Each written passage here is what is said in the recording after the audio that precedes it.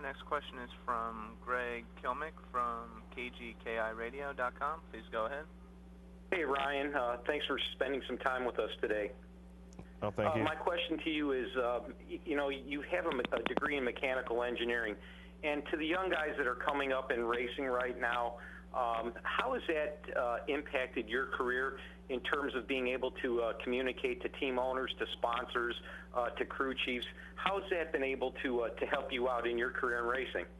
Well, for me, it's just taken me to another level to understand the race car, the physics part of it, the gravities, and the way all the things work with the race car mechanically. That makes a difference to me personally.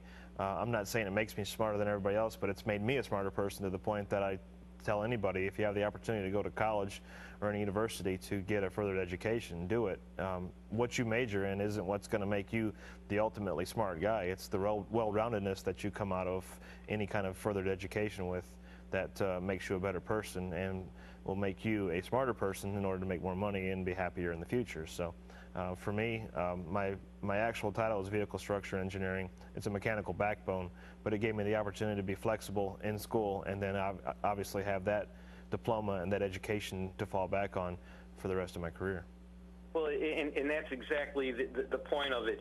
You've got something that a lot of guys don't have. You have an opportunity because you had the foresight to think about, what am I going to do after my career? And there's just so many young guys that are out there right now racing at the local levels, Ryan, that are just, that they don't have the opportunity, or they have the opportunity to go to school, but they have these ideas that they're going to be NASCAR racers. And I've seen it time after time again, that it's difficult for these young men right now because, the dream when they were 18, 19, and 20 did not materialize for them, and they have nothing to fall back on. And you have a degree, and let's face it, man, I watched you running back in the USAC deal with Stewart, and Tony Stewart's a friend of mine. And you were an outstanding race car driver then, and you are now. But in the looking into the future, you just kind of said, okay, I need this degree. I need to be able to further my education, to be able to fall back on something, and a lot of the young guys don't do that. Well, I do get a few emails through our website and the fan club and things like that where people will tell me that their son or their daughter is going to school because of the things that I did in my career, and that's very gratifying, and to me it's cool to have somebody model their future off of the things that you did. But in the end, you have to create your own future. You have to do the things that make you happy. They have to do the things that are going to be beneficial for you financially and for your personal life for the long run. And I would definitely say, just as I did before, that any kind of further education, it's just that. It's going to make you smarter. It's going to make you a more well-rounded person. All right, Ryan, go get him at Daytona, and man, you're going to have your hands full with your boss.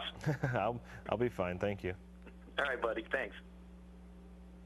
Next question is from Claire Lang from Sirius NASCAR Radio. Please go ahead. Yeah, Ryan, I wanted to ask you about sponsorship and, your car not fully being sponsored. Do you worry about that? Do you think about that? And your thoughts on where you're at with that? Is this Claire Lang, formerly of XM Satellite Radio, now with Sirius? Yes, sir. Oh, you're not the only one to jump ship over the off-season, huh? Yeah, well, let's see how we each do, okay? I hear you. What was your question? I forget. About sponsorship and whether you worry or not about being partially sponsored, whether you can do much, to help further that along in the situation. Well, I'm really excited about what the U.S. Army has done to jump on board and be a sponsor for our number 39 Chevrolet, and I know that the people at Stewart-Haas Racing are continually working on the additional sponsorship to fulfill all 37 races. But in the meantime, hopefully we can come out of the box strong. My focus is Daytona 500. And in the end, they pay me to drive the race car, and that's my ultimate responsibility. But I do stay aware of sponsorship and things that I may be obligated to later in the year. So you're not worried at being partially sponsored right now? I wouldn't say I'm worried. I just know that it's something that the people at SHR are focusing on, and rightfully so. It's a trying time in our economy, and it's trying to do the things that we can to be as successful as we can, and having the correct sponsorship that will align and work correctly with Office Depot, Old Spice, and the U.S. Army is important, as well as making our performance and trying to make our team's dreams come true. Well, thanks, Ryan, and I'll see if I have any more DNFs than you do this year. You at Stuart Lassamy at Serious NASCAR. Thanks a lot, man. Thanks, Claire. Keep your batteries charged. All right. Our next question is from Joe Menzer from NASCAR.com. Please go ahead.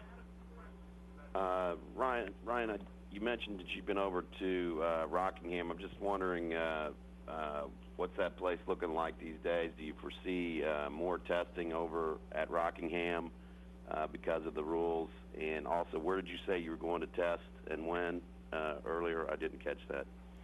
Yeah, Rockingham's still a good place to test. It's a great racetrack. I really enjoyed the driving right around there. It was a lot of fun. Really more so racing than driving. The tires fall off so fast that as you test as a driver, it's kind of frustrating. But when you're racing somebody, it's kind of like being at the local go-kart track when they throw the water or the powder down. It's kind of slick. Tomorrow, actually, we're testing in New Smyrna, Florida, both the 14 and the 39. So really look forward to that as well. Just to follow up on that, did you get a look at, I know Jimmy Johnson talked about them building the short track that's supposed to simulate Martinsville over there at Rockingham. Did you get on that too, or what's that like? I have not tested that. I went over and looked at it. They call it Little Rock because it's at Rockingham, but I think Andy Hillenberg's done a great job to try to help resurrect what was a great racetrack for the fans to be able to come back and enjoy racing. He's done some great things there. Thanks. Yep. And our final question is from Kerry Murphy from The Final Lap. Please go ahead.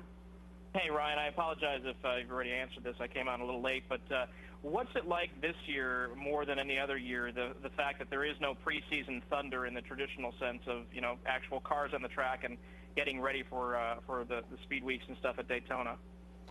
Realistically, it's 3 days off that could have and should have been off, in my opinion. I never thought that we needed to test. Sure, it's nice.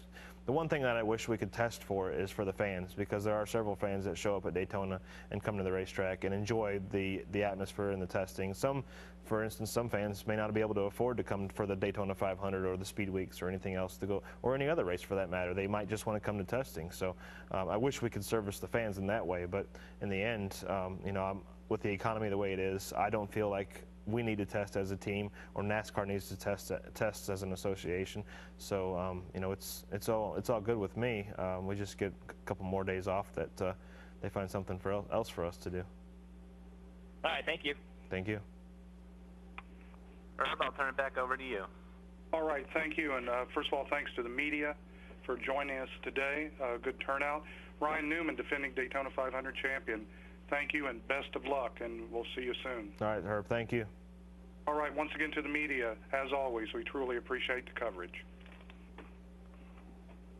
Thank you. This does conclude today's teleconference. We thank you all for your participation. You may disconnect your lines at this time, and have a great day. Ooh, that was close.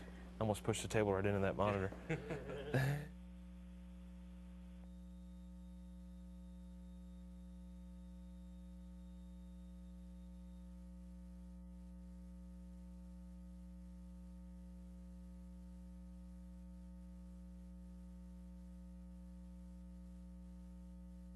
Yeah.